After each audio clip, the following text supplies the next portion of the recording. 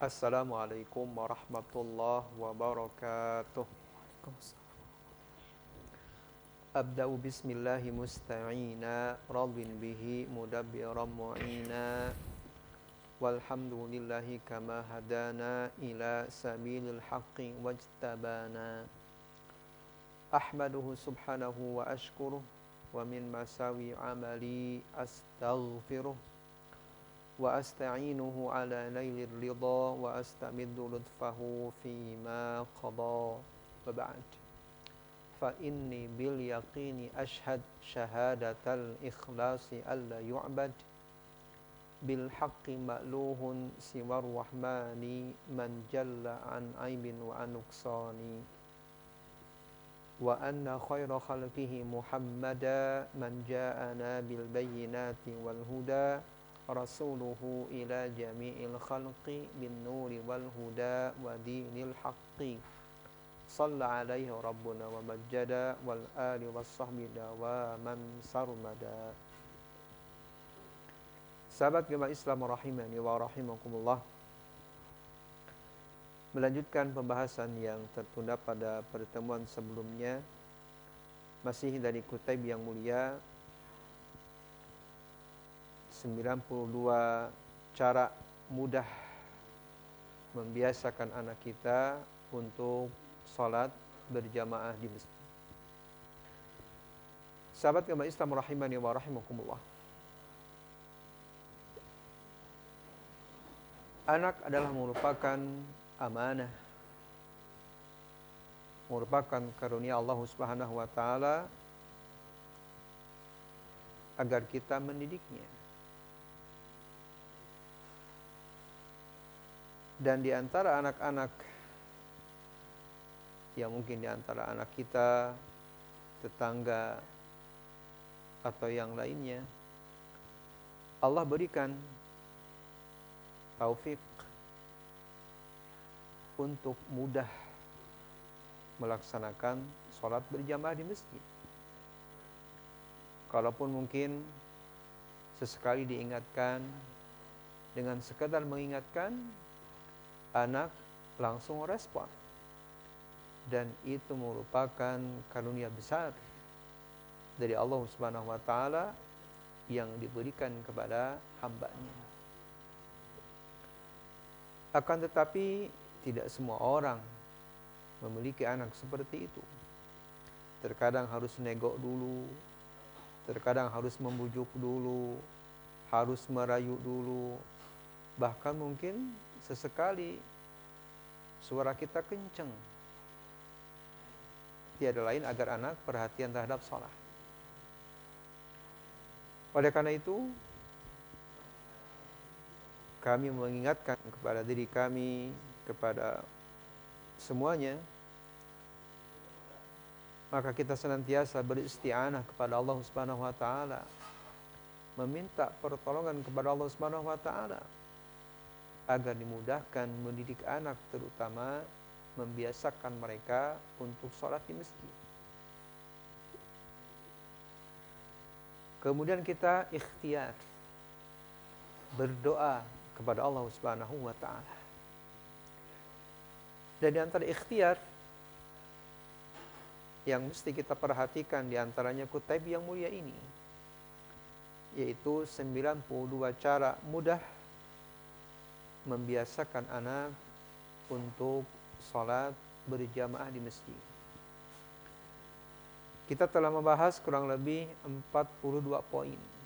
Berarti kurang lebih 50 poin lagi yang akan kita bahas atau yang ada di dalam Kutaib yang mulia ini. Poin yang ke-43 ini lebih khusus kepada para pemuda dan pemudi yang hendak melangsungkan pernikahan. Nah, sebelum melangsungkan pernikahan, maka di sini ada nasihat yang sangat mulia, yaitu memilih calon pasangan bagi laki-laki, calon istri yang salihah, Dan bagi perempuan memilih calon pasangan yang salih. Kenapa demikian? Karena dengan hasil pernikahan pemuda yang salih, wanita yang salihah, dengan izin Allah Subhanahu wa taala akan membuahkan dari pernikahan yang berkah tersebut keturunan yang baik-baik.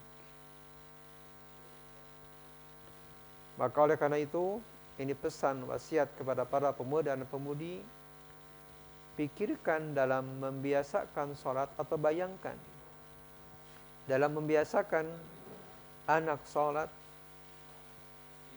ini harus terbersit dalam benak pemuda dan pemudi sebelum melangsungkan pernikahan. Alias tidaklah mudah dalam membiasakan anak untuk sholat. Jangan sampai terbersit, anak kecil cukup dengan permen misalnya, atau dibujuk. Mungkin sekali bisa, tetapi apakah itu solusinya? Maka di sini nasihat yang sangat agung dari nasihat yang ke-43 ini, itu sebelum pernikahan masing-masing harus memilih calon pasangan yang saleh dan salihah.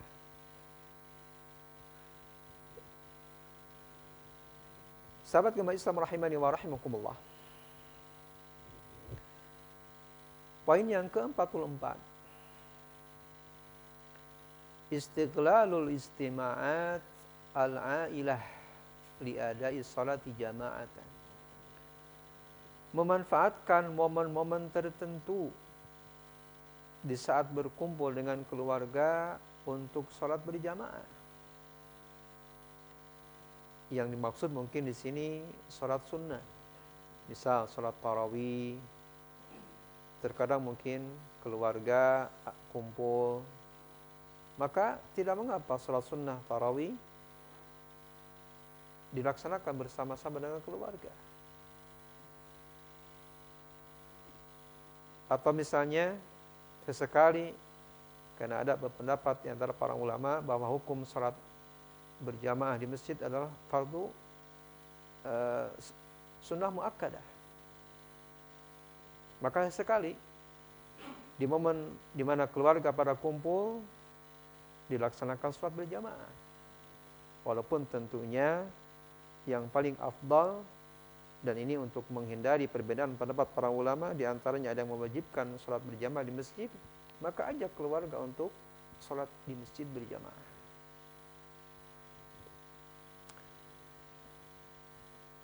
Sahabat gemah Islam rahimani wa rahimakumullah. Poin yang ke-45, da'hum yarawna dumu'aka tanhadiru min ainaik wa anta tuhadhiruhum minan nar wal adzab. Biarkan mereka, keluarga, itu anak-anak kecil terutama, melihat tetesan air matamu tatkala engkau mewanti-wanti mereka dari api neraka. Dan juga siksa bagi mereka yang enggan melaksanakan sholat. Sedangkan engkau mengajaknya kepada kebaikan dan masuk surga. Maka apabila suatu nasihat yang keluar dari hati yang dalam, maka dengan izin Allah akan masuk ke dalam sanubari anak.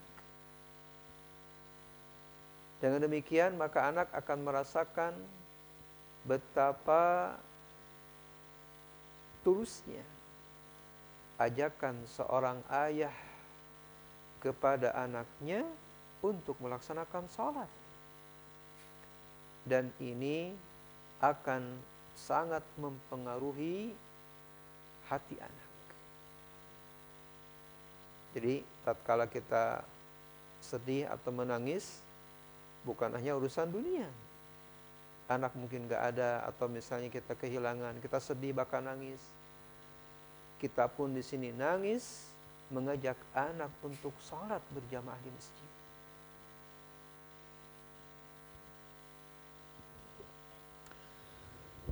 Sahabat gemah Islam rahimani wa rahimakumullah. Poin yang ke-46.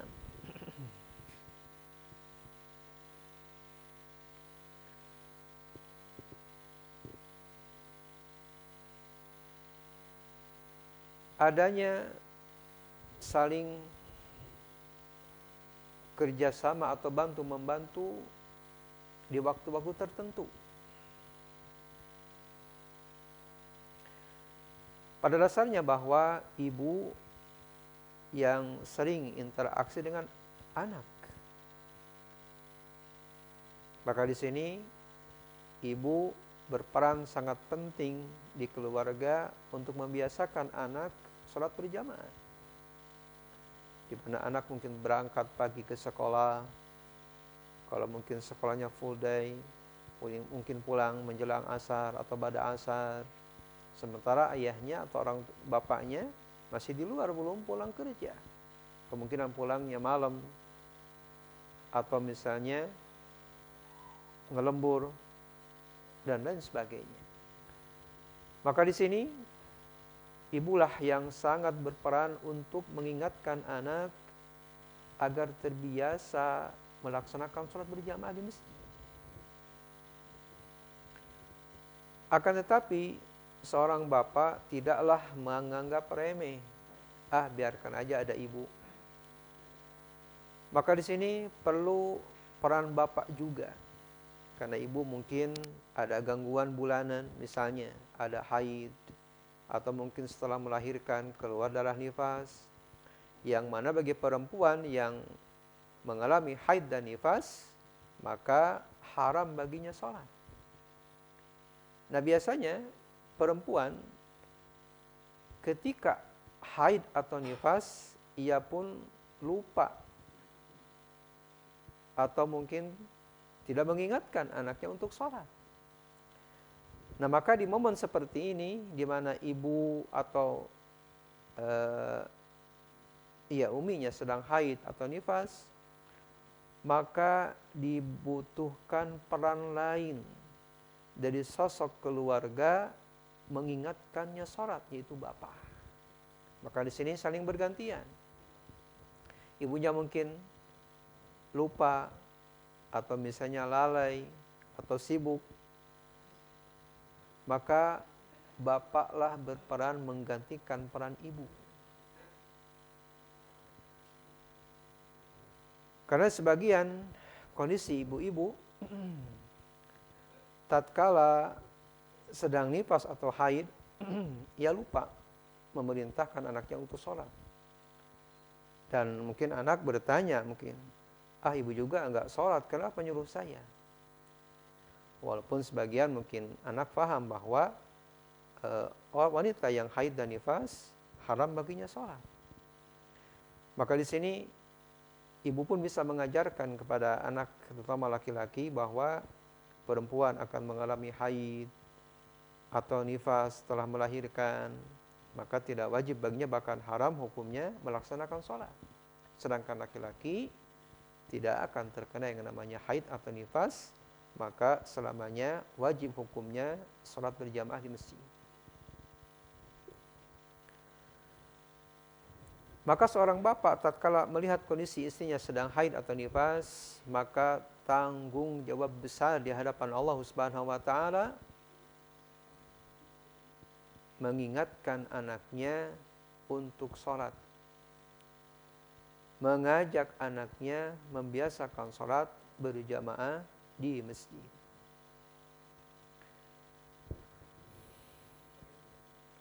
Sahabat gemah Islam rahimani wa rahimakumullah. Kemudian poin yang ke-47,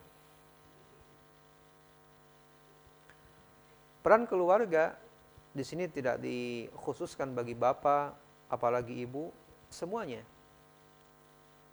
Tetapi ini khusus kepada orang tua. Menjelaskan kepada anak ayat-ayat Al-Quran yang mulia tentang keutamaan melaksanakan sholat dan juga ancaman, bahaya, dosa bagi mereka yang meninggalkan sholat. Dan juga bisa diambil dari hadis-hadis yang sahih yang berkaitan dengan keutamaan sholat, pahala melaksanakan sholat, dan juga ancaman bagi mereka yang lalai melaksanakan sholat. Di sini beliau menyebutkan la budda an taf'ala dzalik. Engkau mesti melakukan hal tersebut, alias menjelaskan kepada keluarga terutama anak tadi keutamaan sholat, kewajiban sholat, dan larangan atau ancaman bagi mereka yang enggan melaksanakan sholat. Maka di sini perlu perangkat lain bagi orang tua yang mesti ia miliki, yaitu ilmu lain. Kalau toh dia misalnya mampu membaca bahasa Arab, maka bacalah tafsiran Al-Quran yang berbahasa Arab. Kalaupun tidak, maka sekarang banyak media yang memudahkan kita untuk membaca tafsiran Al-Quran.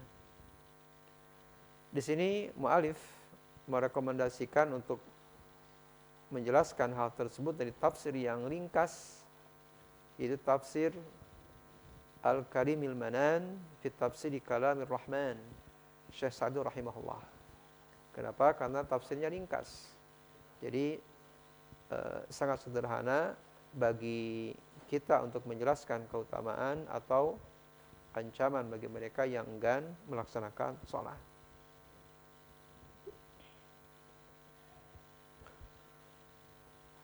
Kemudian poin yang ke-48.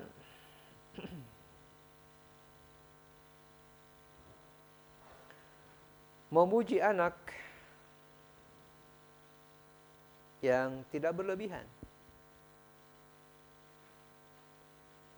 tatkala mereka melaksanakan sholat. Walaupun mungkin terkadang anak sholat sendiri, atau terkadang anak diajak. Yang penting seorang bapak atau ibu memuji anak tersebut dan mendoakannya. Harapan dari doa yang kita atau pujian yang kita lontarkan kepada anak menjadi penyemangat anak agar mereka sholat berjamaah di masjid. Ingatlah sebuah kisah Rasul kita Muhammad SAW kepada sahabat yang mulia Asyaj bin Abdul Qais, yang Rasulullah memuji beliau dengan mengatakan inna fika la khaslataini yuhibbuhumallah al-hilmu wal anad. Bahwa Rasul SAW, beliau makhluk yang termulia, tapi beliau dengan akhlaknya yang mulia memuji sahabatnya tatkala sahabat tersebut memiliki kelebihan dengan mengatakan sesungguhnya padamu terdapat dua sifat yang Allah mencintainya, yaitu al-hilmu dan juga anad, yaitu lemah lembut dan juga sifat yang tenang atau tidak tergesa-gesa. Maka tatkala kita memiliki kelebihan pada anak atau melihat adanya kelebihan pada anak, kita memujinya. Bisa mungkin dengan kita mencium keningnya dengan mengatakan, barakallahu fiik, anakku yang saleh, semoga Allah senantiasa menjaga engkau dan semoga engkau masuk surganya Allah Subhanahu wa taala dan terhindar dari api neraka. Sahabat gemah Islam rahimani wa rahimakumullah.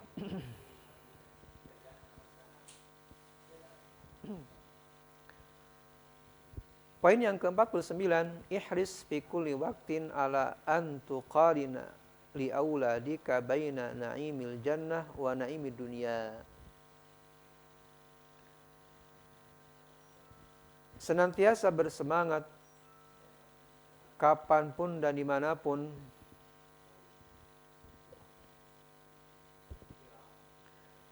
menjelaskan kepada anak antara kenikmatan surga dan kenikmatan dunia. Yang tentunya kenikmatan surga, Rasul menjelaskan mala ainun ra'at wala udhunun sami'at wala khatar ala qalbil bashar.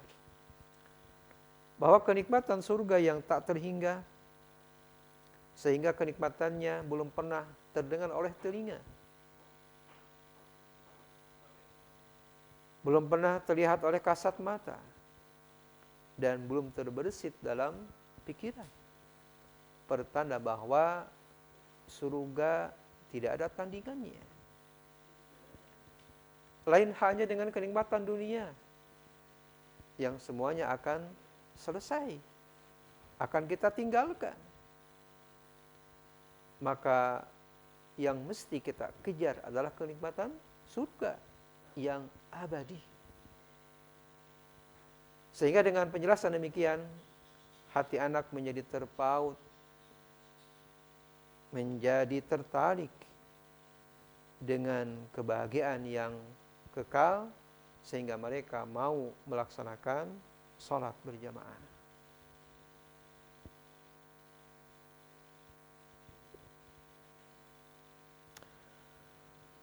Sahabat gemba Islam rahimani wa rahimakumullah. Poin yang ke-50.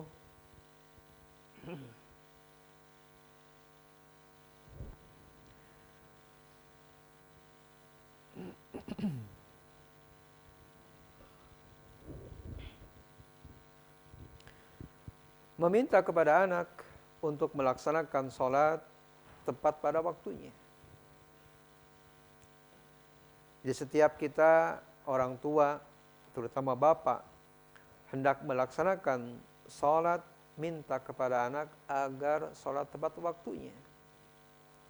Tiada lain, tujuannya adalah sehingga engkau, wahai bapak, benar-benar memperhatikan anak sepenuhnya, mulai dari awal sampai sholat selesai. Tentunya ini bapak harus menyertai dari awal sampai akhir. Jangan saja mungkin bapak mengingatkan, nak sholat, nak datang waktu sholat, kemudian abai. Tidak bisa. Jadi di sini bahwa kita meminta kepada anak untuk sholat tepat waktunya disertai dengan kita, agar kita pun bisa langsung memperhatikan anak sholat dari awal sampai akhirnya.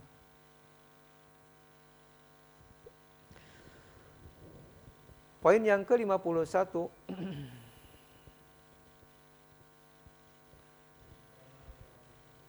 memerintah anak untuk melaksanakan sholat tidak cukup dengan mengatakan sholat. Sholat. Tidak. Yang mana sebagian orang tua untuk melepaskan beban tanggung jawab, mereka mengatakan, nak sholat. Nak, maksud waktu sholat. Hanya sekedar itu saja yang mereka lakukan. Maka, ya alhamdulillah bagi anak yang mungkin Allah berikan taufik, mereka sholat atau mungkin pergi ke masjid.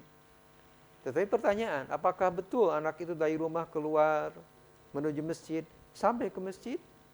Tidak, tentunya kita tidak bisa menjaminnya.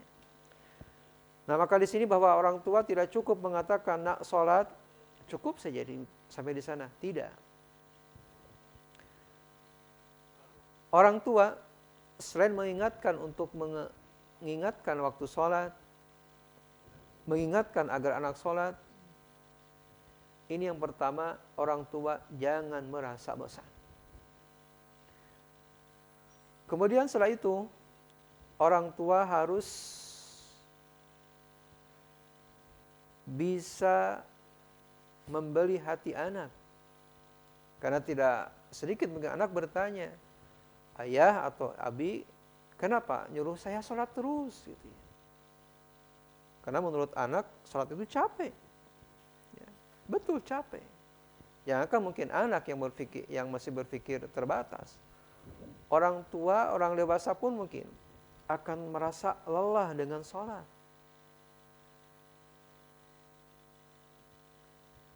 Terkecuali bagi mereka yang khusyuk dalam sholatnya, ini adalah merupakan kenikmatan. Nah, maka tatkala anak mungkin bertanya, abi atau bapak, buat apa sih saya sholat gitu? Di mana saya sedang bermain, atau saya mungkin sedang istirahat, saya harus sholat. Maka di sini peran orang tua berikutnya menjelaskan tentang keutamaan sholat. Yang mana orang yang taat kepada Allah akan masuk surga, dan orang yang tidak taat kepada Allah, maka ia akan masuk neraka. Nah, mungkin anak juga bertanya, apa itu surga? Apa itu neraka? Maka di sini peran bapak harus menjelaskan secara global, yang tentunya sesuai dengan nalar anak. Bahwa surga tadi disebutkan, surga itu kenikmatan yang Rasulullah menjelaskan, mala ainun ra'at, wala udhunun sami'at, wala khatara ala qalbil bashar. Bahwa surga kenikmatan yang belum pernah terbersit oleh pikiran, belum pernah terdengar oleh telinga, belum pernah terlihat oleh kasat mata. Dan kelak di akhirat cuma ada 2 tempat. Pertama surga, dan kita berdoa kepada Allah semoga Allah memasukkan kita dan keluarga kepada surganya Allah Subhanahu wa taala. Dan yang kedua adalah neraka, dan kita berlindung kepada Allah agar Allah menjauhkan kita dan keluarga dari api neraka. Yang mana neraka ini panasnya pun sama, enggak terbayangkan. Orang yang mendapatkan syafaat saja atau keringanan dari api neraka, ujung kakinya nempel ke api neraka, tetapi kepalanya mendidih saking panasnya api neraka. Maka dengan gambaran singkat seperti ini, agar anak merasa cinta, ingin masuk surga, dan merasa tidak nyaman dengan mungkin penjelasan sebagian tentang neraka. Dengan demikian anak mau termotivasi untuk melaksanakan sholat sehingga ia tidak merasa berat lagi untuk melaksanakannya.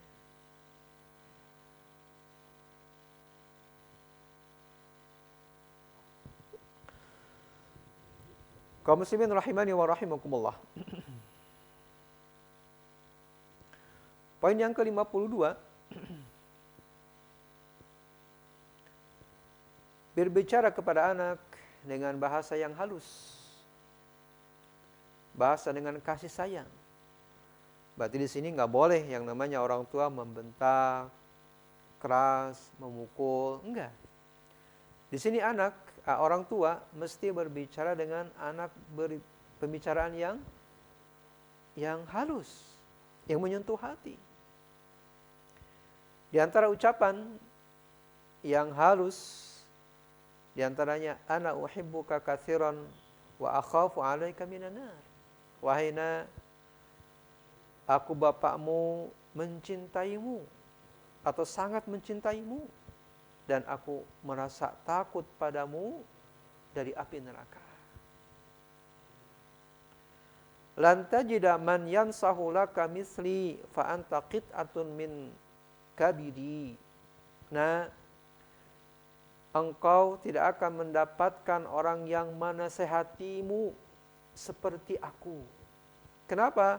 Karena engkau adalah bagian dari dagingku. Walan yuhawwina alayya an tu'adziba finnar.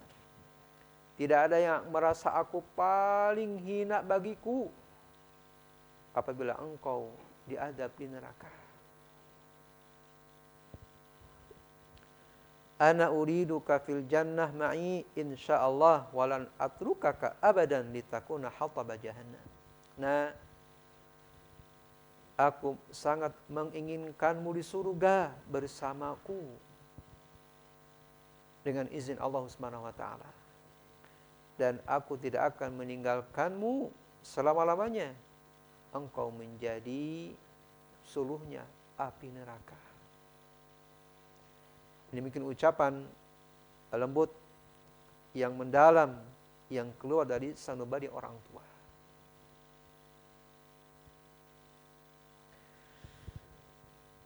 Sahabat kembali Islam rahimani wa rahimakumullah.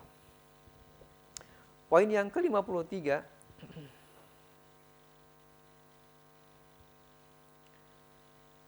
apabila anak telah mendekati usia 7 tahun,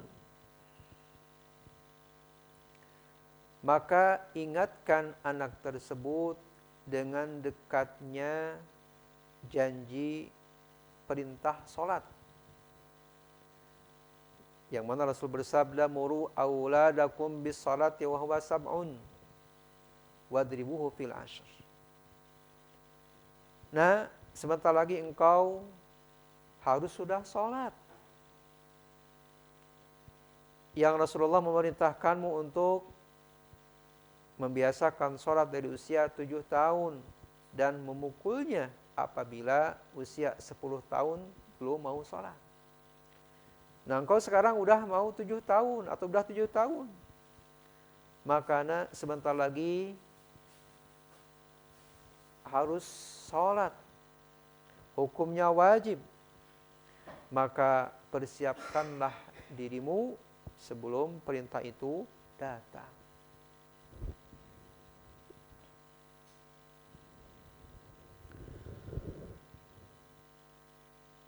Kaum muslimin rahimani wa rahimakumullah. Poin yang ke-54, istaghilal as'ilatal muwajjihah laka min auladika anil yaumil akhir. Nah, tatkala anak bertanya, maka manfaatkanlah pertanyaan tersebut dengan menyelipkan pertanyaan atau kondisi yang kelak ada di hari akhir. Yang mana hari akhir yang pasti akan kita lalui, dan kita sekarang berada di alam fana dunia. Setelah kita melalui alam dunia, kita akan meninggal, dan meninggal kita masuk ke alam kubur. Yang mana alam kubur ini adalah merupakan permulaan alam akhirat. Alam kuburna atau nama lain alam barzakh, dinamakan alam barzakh karena pemisah antara alam dunia dan akhirat. Kita menunggu di alam kubur ini hari kebangkitan. Kemudian akan ditiupnya sangkakala, kemudian kita dihidupkan kembali. Yang mana tadi ditiup sangkakala, dimatikan seluruh makhluk, kemudian kita dihidupkan kembali, kemudian dikumpulkan di padang mahsyar. Nanti adanya hisab, adanya mizan, adanya syafaat, adanya sirat, adanya haud. Nah, kurang lebih 10 fase lagi yang akan kita lalui kelak di akhirat. Dan ingat bahwa satu hari di akhirat sama dengan 1000 tahun di dunia usianya.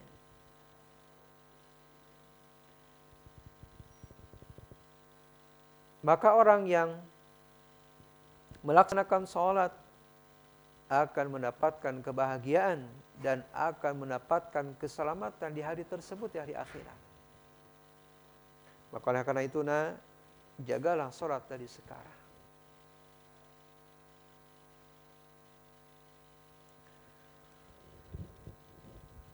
Sahabat kembali Islam rahimani wa rahimakumullah. Kemudian poin yang ke-55, at-tawazun wal i'tidal baina targhib wa tarhib. Itu pertengahan antara kita memberikan anjuran dan juga ancaman. anjuran untuk melaksanakan sholat dengan berbagai pahala yang Allah berikan, yang Allah sediakan bagi hambanya yang taat kepada Allah, dan juga kita memberikan ancaman kepada mereka yang lalai untuk melaksanakan sholat. Jadi di sini jangan sampai terus aja anak itu diberikan misalnya keutamaan. Dan pun sebaliknya, tidak boleh anak misalnya terus ditakut-takutin. Anak akan nggak nyaman. Oleh karena itu, harus pertengahan. Mungkin sekali kita memberikan anjuran untuk melaksanakan sholat, sekali mungkin memberikan ancaman bagi mereka yang lalai untuk melaksanakan sholat.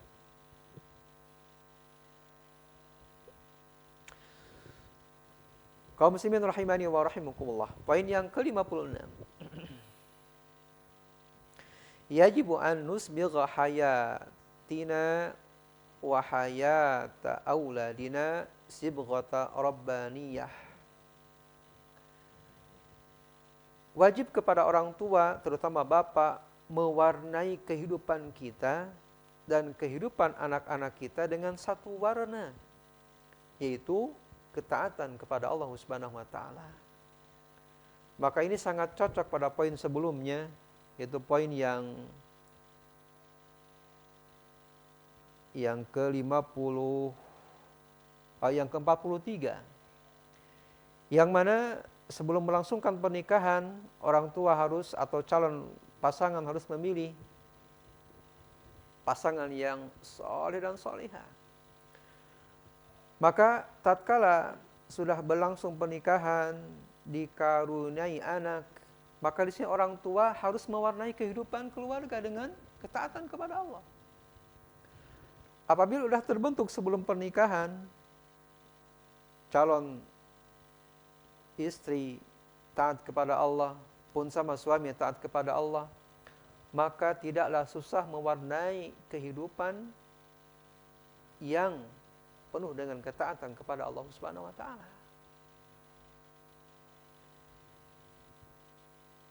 Nah, bagi mereka yang sudah terbiasa atau taat kepada Allah, maka akan terbiasa setelah berlangsungnya pernikahan. Dan kalaupun bagi mereka yang belum terbiasa, harus memaksakan, harus berusaha bagaimana kita mewarnai kehidupan kita dengan penuh ketaatan kepada Allah. Ingat bahwa anak akan melihat cermin. Jadi kita orang tua sebagai cermin. Kita ingin mewarnai yang baik kepada keluarga, kita perlihatkan yang baik kepada keluarga.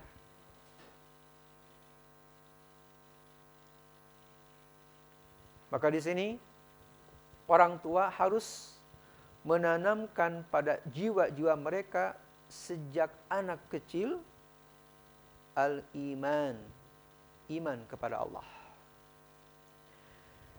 Iman kepada al-athar al-mutarattabah ala adain au tarkil ibadah. Iman dan juga pengaruh yang akan didapatkan bagi mereka yang taat kepada Allah, dan juga harus yakin bahwa kelak di akhirat ada balasan bagi mereka yang tidak taat kepada Allah Subhanahu wa taala. Di antaranya mengabarkan kepada anak-anak bahwa orang yang meninggalkan sholat, maka sama saja ia menghadapkan dirinya kepada murka Allah. Nah, bagi mereka pelaku maksiat akan mendapatkan balasan baik di dunia sebelum akhirat. Dan di antara sebab-sebab nikmatnya rasa manis kehidupan dan dimudahkannya urusan adalah mendapatkan taufik dan juga selamat dari azab Allah Subhanahu wa taala. Nah, kita akan mendapatkan taufik, dimudahkannya urusan, manisnya atau lezatnya menghadapi kehidupan, dan juga selamat kelak di di akhirat adalah dengan melaksanakan ketaatan kepada Allah Subhanahu wa taala, di antaranya dengan senantiasa menjaga salat yang 5 waktu. Sahabat gemar Islam rahimani wa rahimakumullah. Kemudian poin terakhir,